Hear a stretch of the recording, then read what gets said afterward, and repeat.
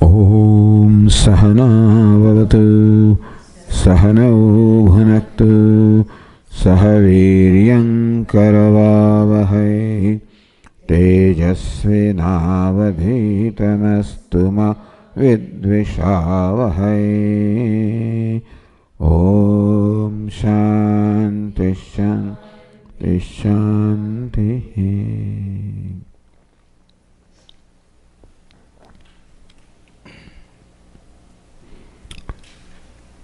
Our Upanishads, which is called Vedanta,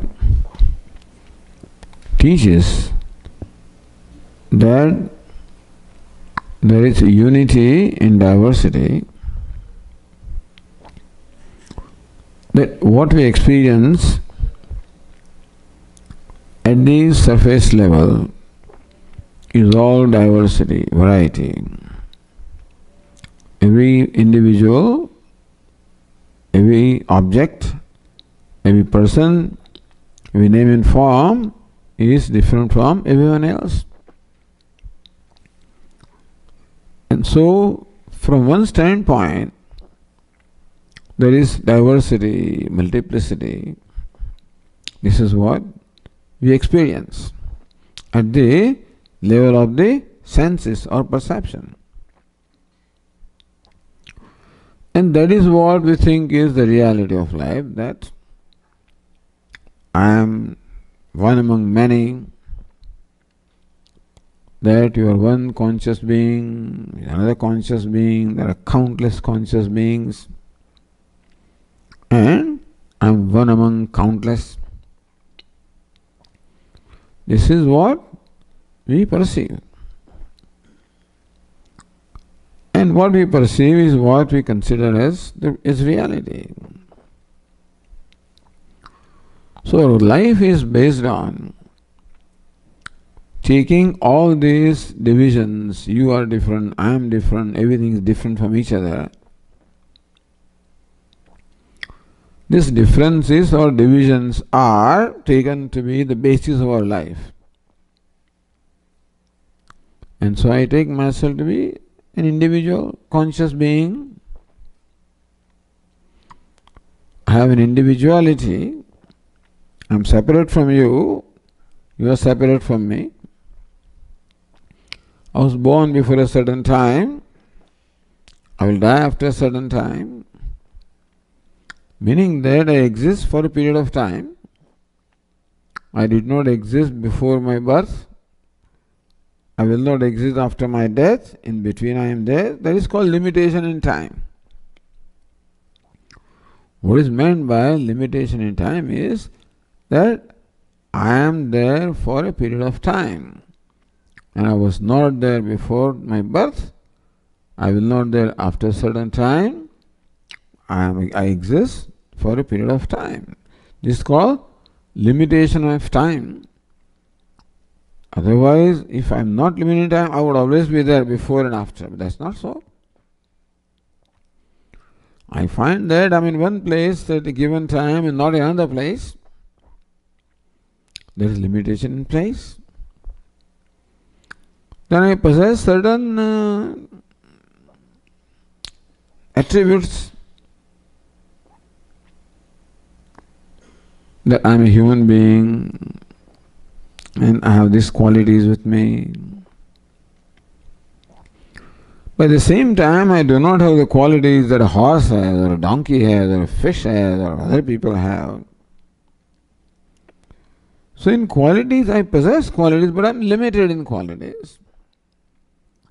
So my conclusion about myself is that I am limited in time, limited in place, limited in qualities, limited in attributes. I am a limited being. This is my conclusion or perception about myself, which everybody has, isn't it? Unfortunately, I am not happy with this fact that I am a limited being. I am not happy. If I was comfortable being a limited being, then there is no problem, no samsara. But I am not comfortable that you are different from me. So what you have, I don't have. I keep on comparing myself with others. Feel that I am lacking in something, or that I possess something more than others. Inferiority complex, superiority complex, all kinds of complexes are there.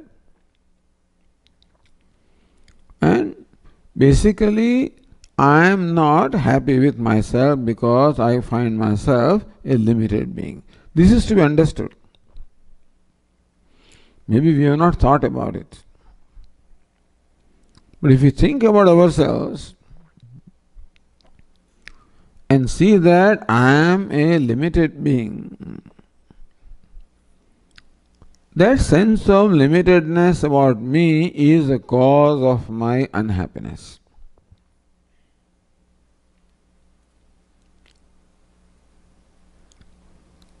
Because I have an expectation that I should not have any limitation, I should be a perfect being. So this is what Vedanta addresses. That every human being feels a sense of limitedness about oneself. And limitedness also means that I am needy, I am small, lacking, needy being, and therefore there are many desires in me. I want to be bigger than what I am, better than what I am, greater than what I am. Lots of ambitions I have. So every ambition or every desire shows that there is something that I don't have which I want to have. When I want to be greater than what I am, that means that I don't have that greatness which I want. I want to be bigger than what I am means I don't have that bigness which I want. So whenever there is a desire in me that shows that I don't have that thing and I need it. Every desire indicates not only something that I want, but that I am a needy being, because fulfillment of desire is important to me. If my desire is not fulfilled, I become disappointed. That means my need would be fulfilled if my desire is fulfilled.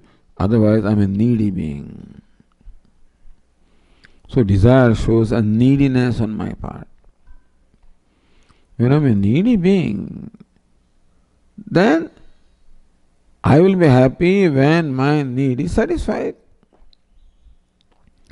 But then, whether my need is satisfied or not depends upon many factors other than myself. I want to be a wealthy person. I lack wealth.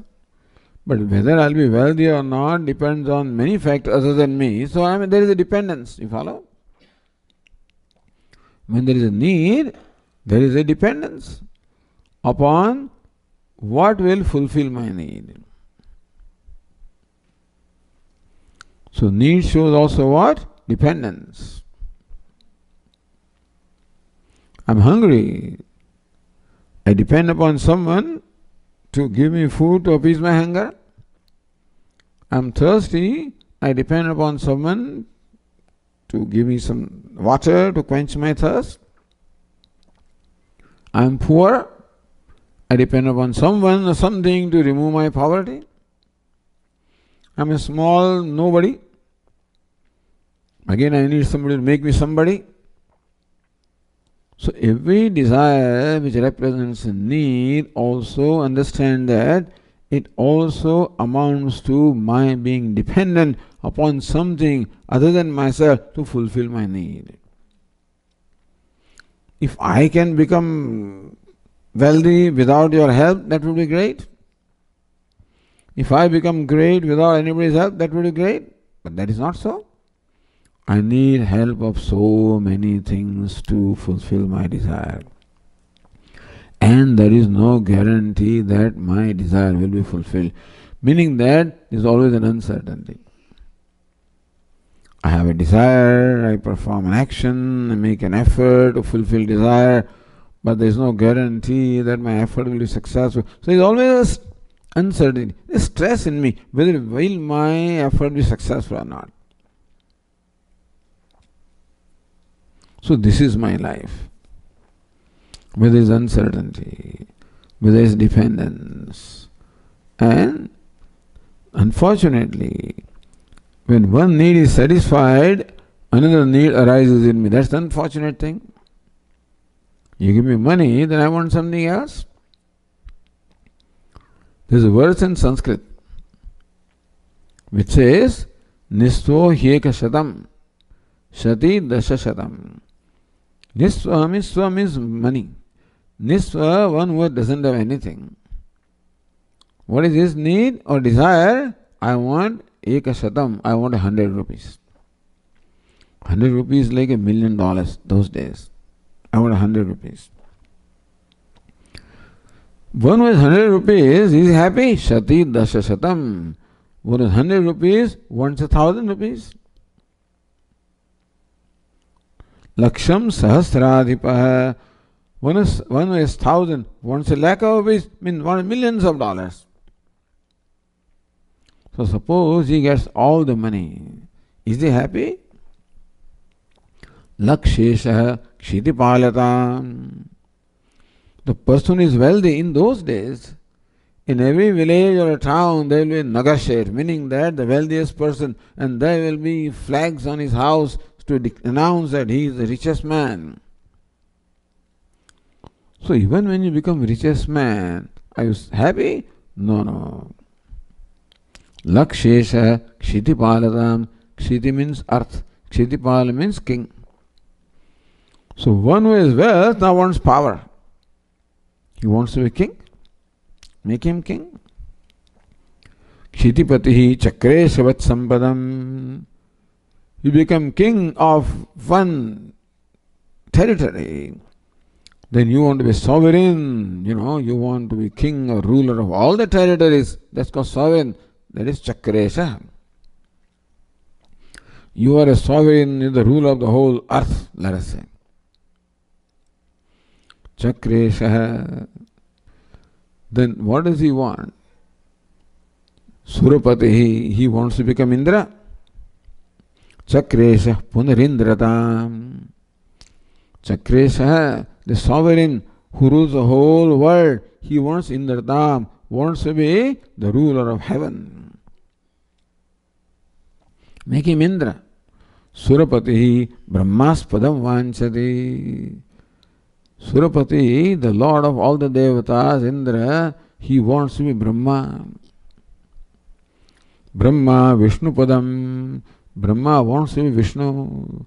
Harihi Harapadam. He wants to be Hara.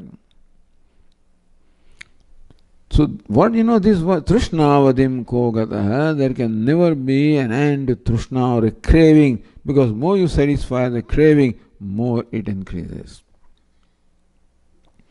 These are some observations about life. This is the observation of life, that this is what we find. That human being needs, desires, craves. To fulfill that desire or craving, he makes efforts. Sometimes efforts are successful, sometimes not. When effort does not succeed, he is disappointed. When effort succeeds, then he wants more, unfortunately. Have you ever seen anybody who is satisfied with what they have? How do you say, how many people have you met? How do you say no? But this, what is his name? Jeff Bezos, what is this, the richest man in the world? Although half his richness is gone anyway, his wife was taken away, so now he may not be. But he always strives to be richer than what he is it not so? Well, hook or crook, he will grab this, he will grab this, something or what. This man who has so much wealth, which it's difficult. How many zeros are involved? If you add up, he has $50 billion, 59 zeros. He wants more. Do you think that the President of the United States is happy, satisfied? No. When elected President, he is now working for the second term. Well, in this country, that's all you can have. Had he been in India, he would have wanted a third term, and a fourth term, and a fifth term. Meaning that you want something, you want more and more. Trishna-vadim kogataha. Who has ever reached the end of Trishna, or the craving? So this is the story of human being. The fact that there is desire, there is need, there is craving means that there is unhappiness. I am not happy as I am. If I am happy as I am, then there would be no problem. I would not desire anything. Desire shows that I am not happy as I am. What do you want? I don't know. I want something. Give me money. You give him that. Give him power. Give him that. So he doesn't know what he wants. He wants something. If you ask him, what do you want? He says right now something, and later on something else, and later on something else. So there is no, seems to be any description specifically of what exactly this fellow wants. You know the 10th man story? Once upon a time, in a village, there were some boys, urchins, and they wanted to go for a picnic. But in village you cannot do anything independently unless you have the consent of the elders of the village. So they went to elder of the village and requested him that tomorrow we want to go for a picnic. Can we go? Old man says, you can go. But one condition, one of you is to take the responsibility to bring everybody safely back. So one fellow volunteered. I will do that. All right, fellows, line up. Make sure that you bring everybody safely back. I will do. Let me see how many you are. Line up before me. So all of them are lined up. He counted. 1, 2, 3, 4, 5, 6, 7, 8, 9, 10. How many are there? 10. So next day, all these fellows, they were very happy running around. And they came across the river. They all knew swimming in the village. They swam across the river. However, when they reached the other bank of the river, before proceeding, this fellow who had taken the responsibility of bringing everybody back thought, let me check whether all of us have safely crossed the river or not. Natural, isn't it? So he collected everybody. Come on, fellows, let me count.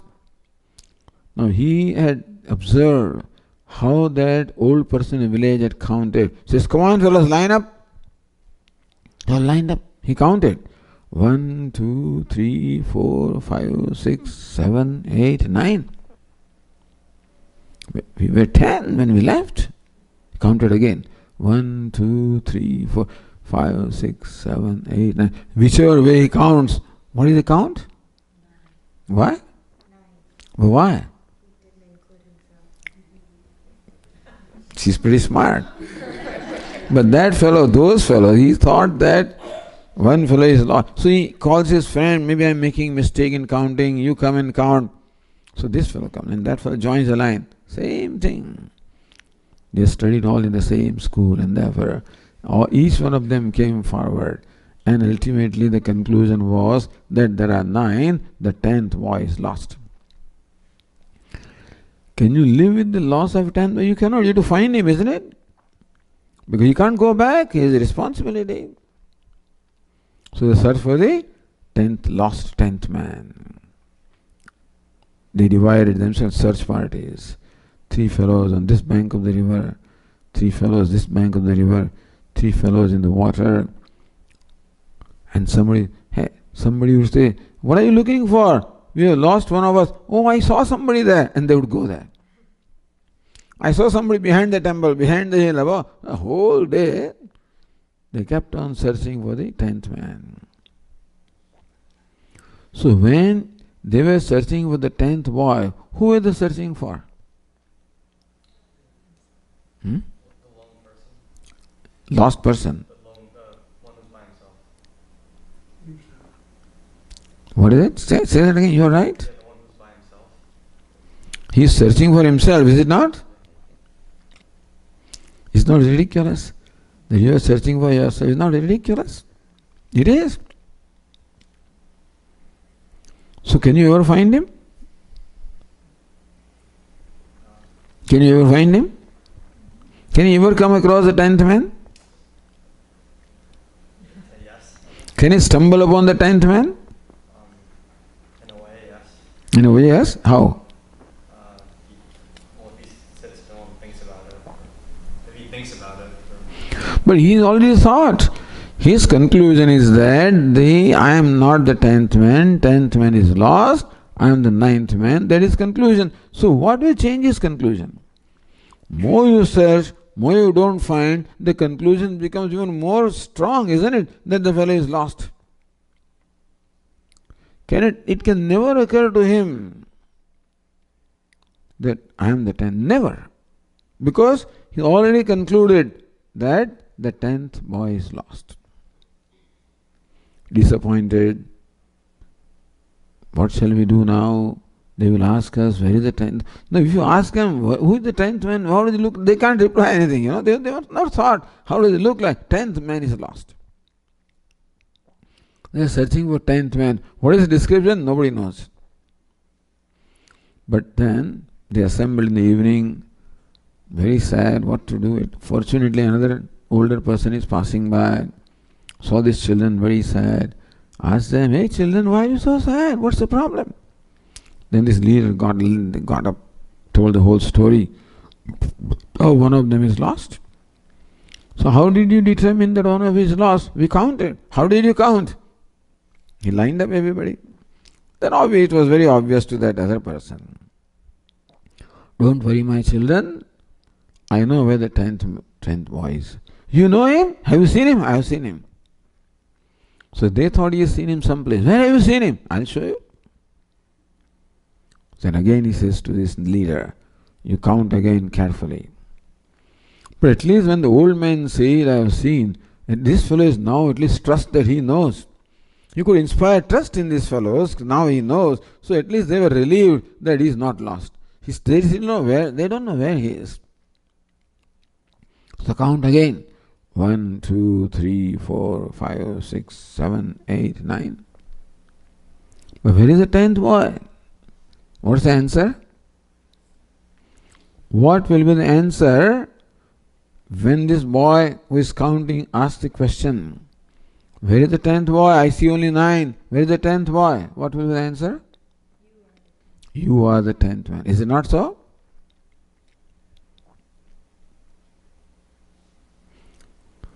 So it is likely that what you are searching, maybe already yourself, you have concluded that what you are searching is different from you and therefore you are searching for it. Search is very vague because there is no description of what he is searching for. So ask every human being, what do you want? Right now we will say, I want to be a wealthy person. Make him wealthy. Are you happy? No. Then I want power. Then give him that. I want fame. Give him that. He's as lacking and wanting and needy as before. It's amazing how $60 billion does not make him more satisfied than what he was when he didn't have anything. When this fellow had just a few dollars and difficult to make two ends meet, after that now he's $60 billion. Do you think he's more satisfied than before? The extent of dissatisfaction remains the same. Is it not so? Then what did he achieve in his life? I'm not talking about a person, I have nothing against him. All I am saying is, what have I achieved? If after all the achievements of wealth and fame and power, which is what the people are always craving for, and if I am as dissatisfied as before, can I be called a successful person? Who is a successful person? One is wealthy, powerful, famous. That's the standard definition of success, is it not? But within myself I am dissatisfied, then will I think that I am successful? You may think that I am successful. But would that person think I am successful? When do you become successful? When you say that I am successful. Not others say that he is successful. When are you successful? When you say I am successful. But would the wealthiest person say I am successful? I am satisfied? No. The most powerful man in the world? No. The most famous person in the world? No. Whatever else you can imagine. Meaning that in spite of all the accomplishments in life, the human being does not find a self-satisfaction. Would you agree with that? You think so? Then what to do? So all this is futile, is it not so? What people are chasing in their life. Where outwardly a person is very accomplished person and we bless him. We have nothing against the accomplishment. All we are saying is that success is not defined by what is outside there. Success is defined by how you feel about yourself. That's important. If after all the worldly accomplishments I still feel dissatisfied with myself, then I am not successful, isn't it? So what am I searching for? Self-satisfaction. In life, what are we searching for? When are you happy? When you get ice cream? Or a cake? I don't know what you like. If I say rasgullas, I don't care for this. So I don't, Anyway, something that you like. When you get that, you're happy. Or a movie that you love, you watch, you're happy. So, when you're happy, how do you feel inside about yourself? You feel good about yourself, really speaking. That is when you feel happy, when you feel good about yourself. Not what others feel about you. What? When you are satisfied with yourself, that is when you are happy. Meaning that I am the only evidence for my happiness, nobody else is. Swami, how do I know if I am happy? You know it. It's a self-revealing fact. Is there a guarantee that you are given your favorite ice cream, assuming that you like ice cream? There are some favorite things, brands or whatever they are. You get that. Is there a guarantee that you will be happy? No. Why? You like it.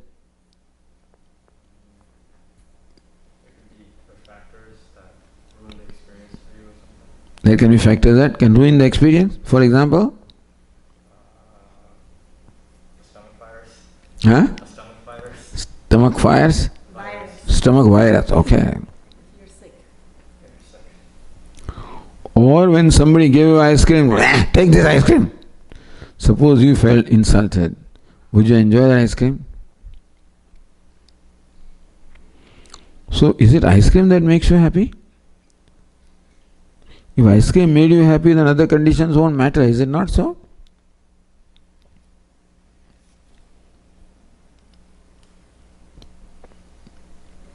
When all conditions are satisfied, the ice cream is to your liking, there is appetite in you, there is desire to eat ice cream, and there is no other emotional factor. Because suppose test result came and then no ice cream will help me. When there was examination in the olden days, it's annual examination, there's pass or fail. Something happens in stomach. 11 o'clock there is examination, at 10 o'clock you sit down for lunch, something is there. So mother cooks specially good food for you to make me feel good, but that doesn't go inside. That good food also cannot. There's no guarantee that anything can make me happy. Only guarantee is that I'm happy when I'm satisfied with myself. Follow? So should we be looking for self-satisfaction or should we look for ice cream? What should we be looking for?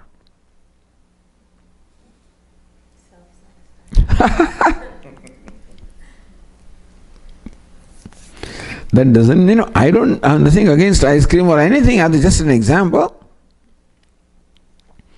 But you yourself say that there is no guarantee that the ice cream can create in you a satisfaction. So when are you satisfied? When in your own perception you are good, you are happy. Let me give you another example. Suppose you are walking by on the street and you see an old person who is struggling to cross the street, and you reach out to that person, although you are in a hurry, you don't really have time, but you still feel for that person. So you invest 10 minutes helping him cross the street. Then how do you feel? How do you feel about yourself? When you perform an act of kindness, how do you feel? This guarantee. Ice cream is no guarantee. But this is guarantee, is it not so? Suppose some trying situations come where telling the truth means that you may lose $1,000. There is a temptation to tell a lie. So you can, Swami, do you have any dutiable goods to declare? If I say yes, $1,000 duty. Say no, I can escape. So as tempted by $1,000, if I say no, I don't have anything, I walk out. But how would I feel within myself? Would I feel good? When I told a lie, would I feel good? On the other hand, I showed the strength of letting go $1,000 and yes, then how would I feel? So what's a sure way of feeling good? Even letting go $1,000 makes me feel good. Can you imagine that? Normally getting that would make me feel good. In this case, letting go makes me feel good. So whenever you follow the value of kindness, honesty, you feel good. A sure way of feeling good. It will never fail. So what's a sure way of feeling happy? Becoming happy? Yeah, but when will that self-satisfaction come? When basically you are a good person. Good person is a kind person. Good person is an honest person. Good person is a charitable person. So when you have something with you, you're in lunchtime and your mom has given you something that you like, and then somebody comes along and may I have something out of that? Although you love that thing, you still share. How do you feel? So sharing, this is basic values of life. So what is a sure way of becoming happy? Being a good person, a kind person, one who shares, one who is charitable. How do you feel? Good. That time you love yourself. Is it not so? Otherwise, if you tell a lie, then you dislike yourself. Is it not so? You may save some money, but internally you are not happy with you. You dislike yourself. So when you are happy or you love yourself. The love is called priyam. So happiness is the same as I'm happy when I love myself. I'm unhappy when I don't like myself. So what's my true nature? My true nature is happiness or love. That is why whenever I manifest love, either as a kindness, sharing, reaching out, that is expression of love, that is when I feel happy. You know why? Because love is my nature. And then when I do anything that brings out, that taps into my own love, I'm happy. So love means happiness. Love is called priyam. So in that sense, are you different from me? You are in many ways different from me. But I also feel happy when I love myself. When I'm happy with, satisfied with my. You are also happy when you love yourself. And everybody is happy when they love. Then is there something common between us?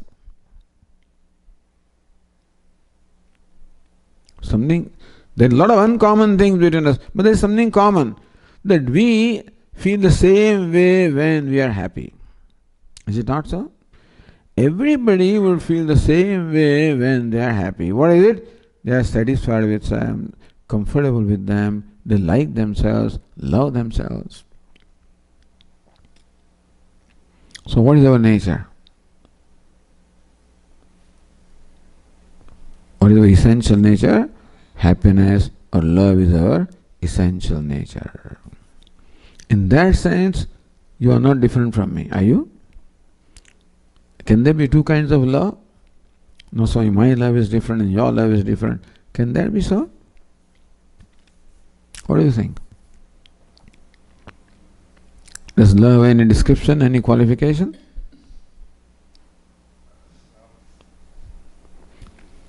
So if you are of nature of love and he is also nature of love and I, then are we one or many? This is one love in that form, second love in that form, this love in that form. Is it not so?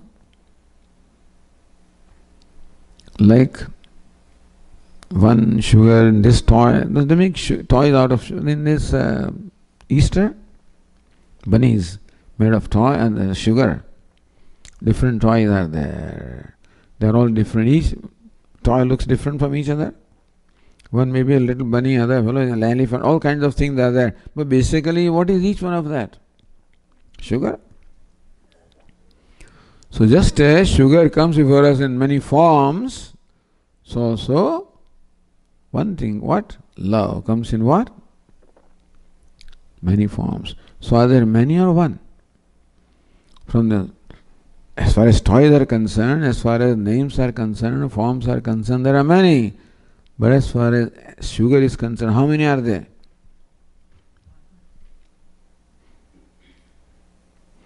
So when do we feel happy with each other? When there is love or hatred? When you include me, then I am happy, or when you exclude me, I am happy? What do you think? When I exclude you, do you feel happy? No. We like to be included, is it not so? Exclude means division. Including means non-division. Is it not so? So division makes us unhappy. Non-division makes us happy. So what's the sure way of being happy? Non-division. Inclusion. How do you include others? By reaching out, by accommodating others, by making yourself larger than you are. Large-hearted. So what should we be striving for? If happiness is what you want, then what should we be striving for? Become a kind and good person, is it not so? The whole world is trying for something else, thinking that is where happiness is. Inside the fellow remains dissatisfied as before. So you can do what you want and get everything in the life, but not at the cost of this. Meaning that it is right, all right, accepted that you want, some luxury. You want good things in life. Our taste may be good. These crummy cars are no good. You want this kind of a car and you want this kind of a phone, and granted. But although anything that we get, for getting that, if you have to sacrifice your goodness, is it worth it? His achievement of anything, is it worth when you have to sacrifice your goodness, your honesty, which makes you dislike yourself? Meaning that we certainly can achieve what we want in life without sacrificing our true nature. So is there oneness or is there manyness? There is manyness also, but there is oneness also. The toys are many, but sugar is one. So people are many, living beings are many, but that's called Atma. What is it called? Self.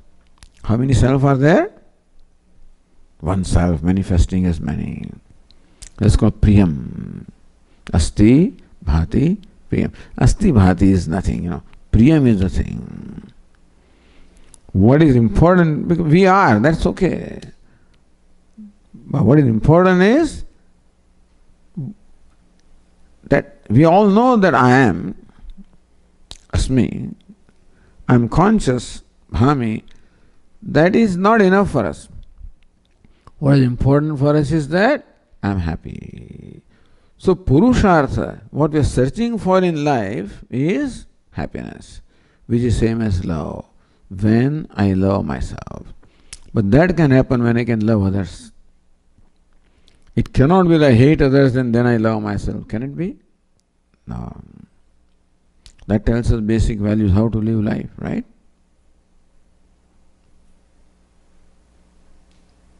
Yes, Priyam.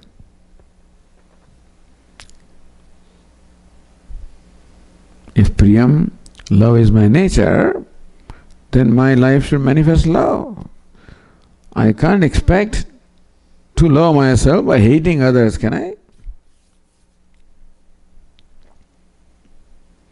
So that's what Vedanta teaches. That's what Bhagavad Gita teaches. That all your actions should only reflect, manifest your love, your happiness, your goodness. That's called Karma Yoga. What is Karma Yoga? When your karma becomes a means of bringing out or tapping into your goodness, your happiness, your love. That's the way to live, to achieve what you want. In that process, if $1 million comes, we don't mind. But if they don't come, then also we don't mind, understand? Isn't it? Because what you really need, you have, you get. There is icing on the cake. If the other things come, well and good, enjoy them. Because otherwise also you're happy. You do not need anything other than yourself to be happy. You have it all. But otherwise you do not need anything else to be other than yourself to be unhappy also, unless you get that. So we are the source of happiness for ourselves. We are the source of unhappiness for ourselves. And so when I'm unhappy, usually I say, Mom is like that and Dad, and that's what we think. When we feel bad or unhappy, we always think that someone else is cause of my unhappiness. But who is the cause? When I'm happy, I think ice cream made me happy. Who makes me happy? Myself. That's all. So remember Priyam, which is love, happiness, goodness, kindness. Our life should become a manifest expression of that. So that is where karma is very useful. Because even if I want to express my kindness, it needs a medium, isn't it? In my mind there is kindness, all right, but it needs a medium. That's called karma. Means vyavahara, any interaction. So every interaction, you're speaking, you're talking, walking, doing something, we can make each one of that as an occasion of being kind, being loving. Right? So now when I talk,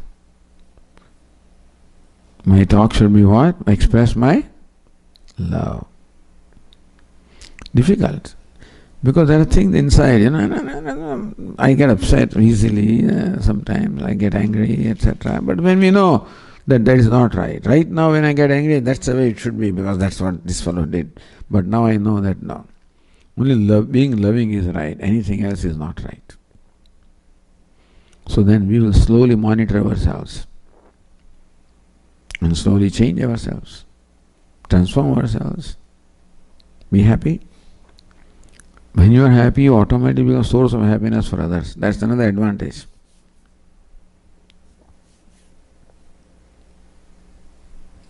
Right?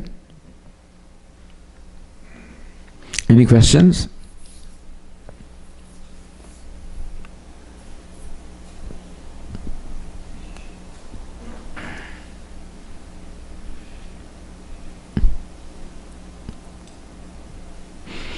I enjoyed it when I सूझे से आया that's what I'm, but anyway, that's good. कोई ना कोई प्रश्न है कोई हाँ You mentioned that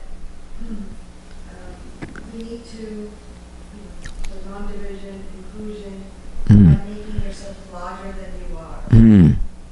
What are the easy ways to make ourselves larger than we are? Well, easy way to be larger is to be kind, forgiving. What happens is we are kind basically. Kindness is our nature. So it should not require an effort to be kind. But unfortunately we have some other things also in us.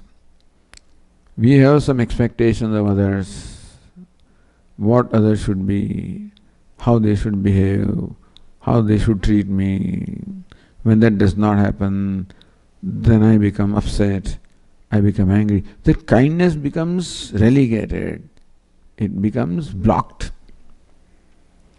So all these kind of stuff that we have, unfortunately, a little bit of jealousy we have, a little bit of anger we have, some kind of greed also we may have, attachments, aversions, the inhibiting factors. What always wants to manifest from me is kindness. But these fellows inhibit. And therefore we have to work on them. Not justify. When I get angry, usually I justify. That is always responsible for that. If I justify, I can never get rid of it. So, these are the things that make us narrow. We as well become shrunk. An angry person is a shrunk person, angry, jealous, etc. The extent that you let go of those things, your kindness finds an expression. When you are kind, you are a large person. And so, kindness requires us to be tolerant of others. Because people may provoke you. People may not necessarily fulfill your expectations of others. So we have to learn to slowly drop expectation as to what somebody else should be, what they should do and they should not do. I have prescription for everybody. What mom should do, what dad should do. I have prescription for everybody. And when they do not do that, I get upset. So I think that mother made me upset, but it is my expectation that made me upset. Isn't it? If I did not have that expectation, you can't be upset. So we should know that we make ourselves upset. In general. So, therefore, this expectation is what comes out in every interaction. So if you are awareful of our mind, then we will know what expectation I have. Even when I am talking to them, there will be some expectation inside. I should be aware. And even can I drop that?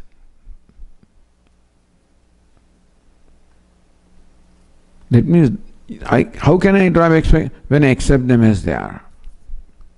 Thank God they all replied all my questions. He may not reply. Possible. He's not in a mood, let us say. I can get upset. What do you mean? I'm asking you a question, not replying them? That's the expectation. That doesn't matter. Give him the, let him have his way. It's not easy. We usually want to have our way. And to let others have their way is a big transformation in us. But that's how we become bigger than what we are. By having others have their way. Either my way or highway. It's from that. Slowly we do it. That happens progressively. But what is meant by being larger than we are is that we are able to accept, respect others as they are, in spite of what they are.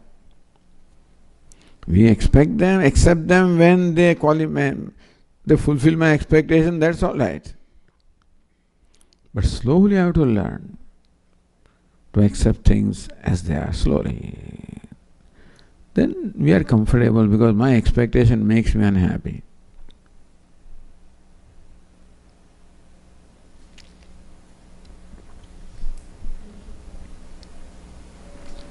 બીજો કોઈ સવાલ છે?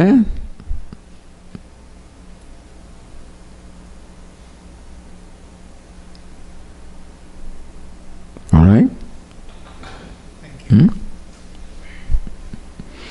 Om Purnamadah Purnamidam Purnat Purnamudachyate Purnasya Purnamadaya Purnameva Vasishyate. Om Shanti Shanti Shanti. Hari Om. Shri Gurubhyo Namaha. Hari Om.